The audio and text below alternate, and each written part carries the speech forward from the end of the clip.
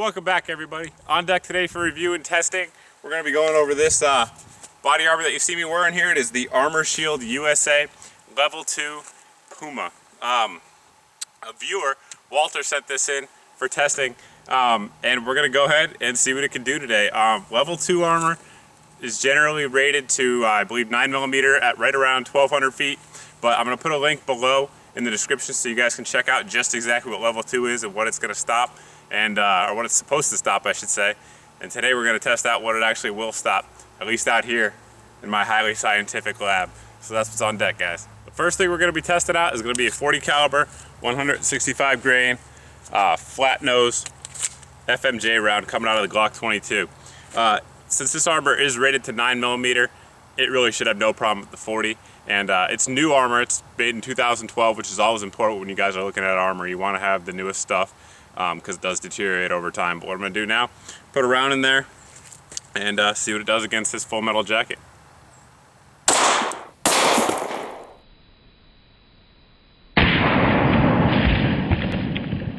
Well, we had a good hit, as you saw there, center mass, and it did not penetrate. But of note, one thing I always want to point out when we're talking about body armor is this. That box here is filled with sand, not completely full, but about halfway full.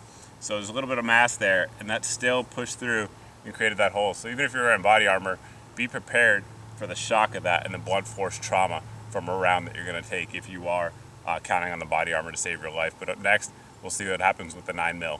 Up next, we're going to fire some 115 grain full metal jacket 9mm rounds out of the Glock 17 here, and see what they do on the best.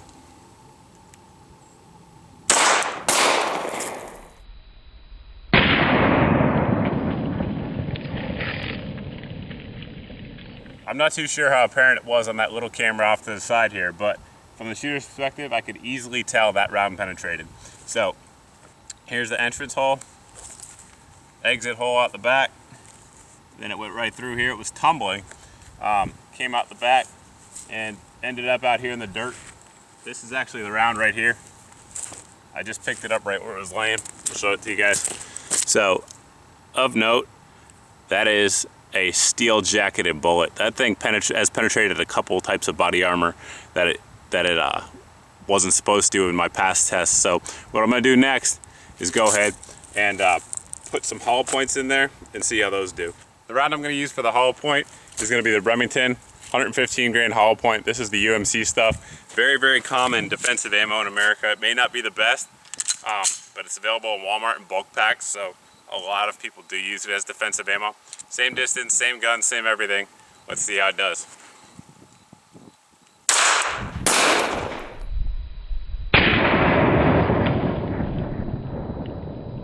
This time, at least from the shooter's perspective, it didn't look like we had any penetration. There was our entrance hole right there, and no penetration. That round is still in there somewhere. What we're gonna do now is try out a 22. For those of you guys that watched my penetration video with the frying pan a while back, a lot of folks requested, when I told them I was doing this test, a lot of folks requested the 22 because they were impressed with how it did against that pan. So we're going to go ahead and see how it does against this body armor. The round that we're going to be using for the 22 is this little hollow point that you see right here.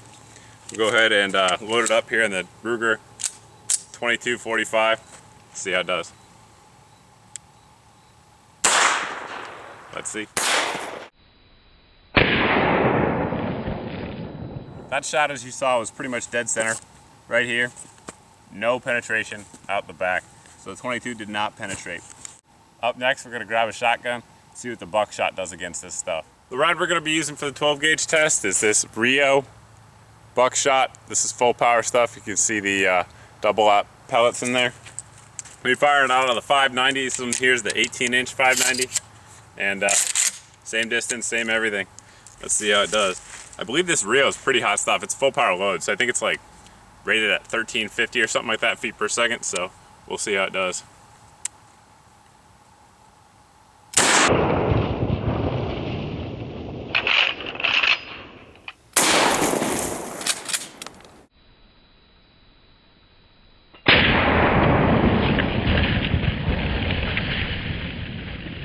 That's pretty much how I expected that to go. We had a good shot. I tried to aim a little bit high, and keep the other shots down below it. You can see, hit right here. We had no penetration out the back. It actually ripped the mesh liner, but there's no penetration in the box. Out the other side, I could really tell because on the back there's nothing. So no penetration there. I can actually feel the wad in there. Actually, you can see the wad. Let me show you that.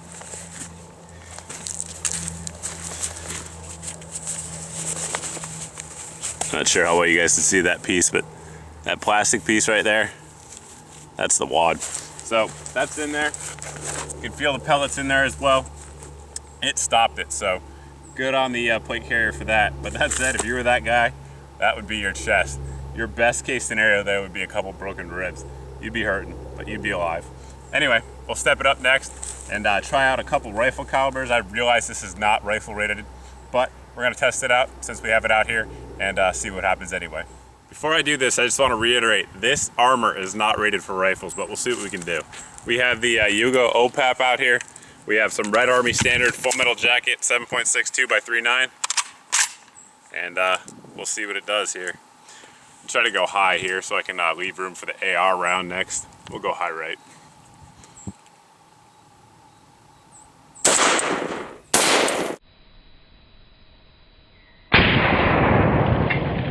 Well, we had our entrance hole right here, exit hole on the back, and it burned right through the box as well. It kept on going, didn't skip a beat. But we'll try out that AR next, just for kicks. The round we're going to be using here from the AR is going to be some 55 grain Wolf full metal jackets. So again, we're talking about steel cases here, or steel jackets, excuse me, on the bullets. We'll go ahead and put that round on there and see what it does.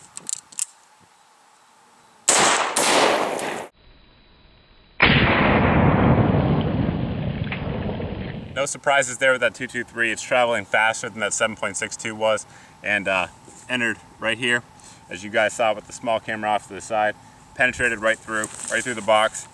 Exit hole wasn't even tumbling, so proves again that speed kills armor in terms of bullets. We've seen that before here on the channel, and probably see it again.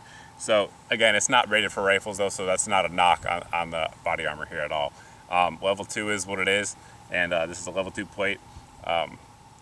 That steel jacketed 9mm may be a cause of concern for a lot of folks out there. Really, it should be. It's penetrated before on soft body armor tests that I've done out here. That's why I pick it, because I know it's a pretty hard one for this soft stuff to stop. But everything else, or I shouldn't say everything else, most of the calibers you're going to see out there on the street, 40, 45, 32, 380. This thing, I'm very confident it's going to stop them. That very hard steel case 9mm, it just causes problems for a lot of armor out there. But that's pretty much it. That's what we learned today with this level 2 body armor testing.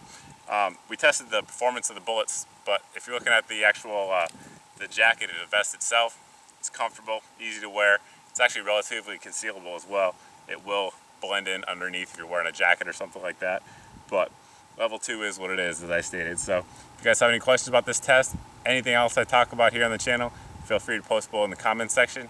You can also post over at my Facebook page that you see below. But thanks for watching, guys. Thanks for subscribing, and I hope to see you in the next video.